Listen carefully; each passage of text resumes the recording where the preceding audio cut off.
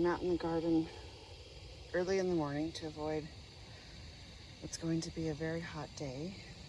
And I thought I'd show the situation where trimming squash is absolutely necessary.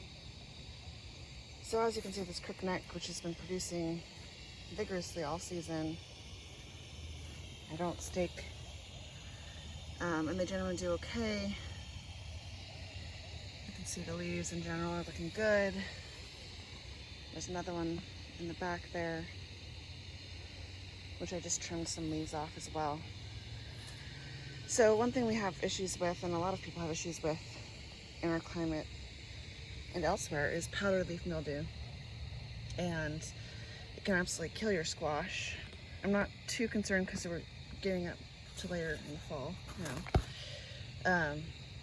But I do trim powdery leaf mildew leaves as soon as I see spots. So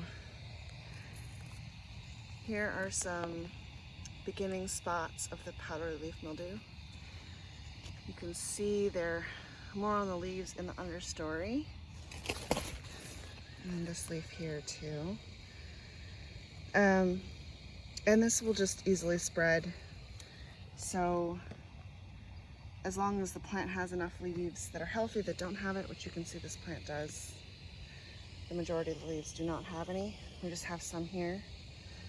I cut those off and remove them. So when I say remove them, I remove them from the area. You don't want them to be right next to the plant because that will just spread the fungus further to the plant. And the point is you're trying to get it away from the plant. So you don't want to compost these leaves in like I do with a lot of other leaves. So I've got just a knife here and I cut the stems sort of close to the main stem at an angle. And the angle is just to prevent water and rot from dripping in there. And I'm just going to go through and selectively trim some of these leaves.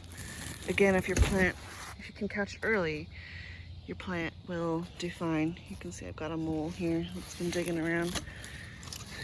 Something killed one of my broccolis, but other than that, it hasn't been causing any issues. So there just seems to be this patch here, and you can kind of tell they're all kind of localized in one area. That's why if you can catch it fairly quick, you can prevent it from spreading, or help prevent it from spreading quickly. So I'm just going to remove all these leaves that have even a little spotting. So you can see it's very mild right now, but knowing my climate, which is very humid, and has been especially humid and hot this year, that will just spread like wildfire. So I basically removed all the leaves in this section here. I'm just going to do a quick scan of the rest of the plant here. This is sort of the leading edge of the vine. This is a bush variety, but they are vining plants, so you do get some vining. And this all looks okay. So I am going to leave it at that and just move this pile of leaves somewhere further away from the plant so it doesn't spread. And we'll continue on checking fairly frequently for powdery leaf mildew spots in all my squash. But so far this year, it hasn't taken over anything, so I'm hopeful.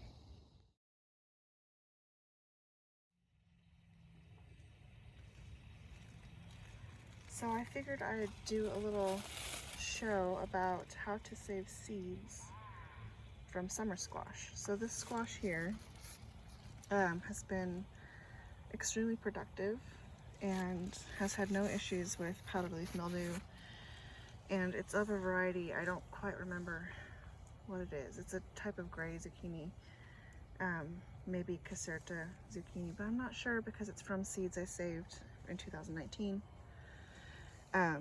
So I'm gonna work on saving seeds from this. And I can tell it's a bush variety too.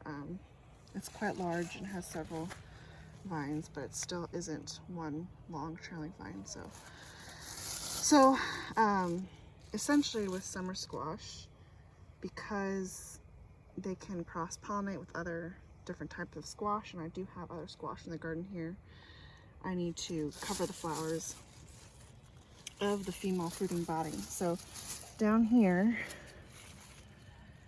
we have a bunch of little pre-zucchini, and you can tell because there'll be a little fruiting body with a little bud. And these are all very close together, so I'm just going to cover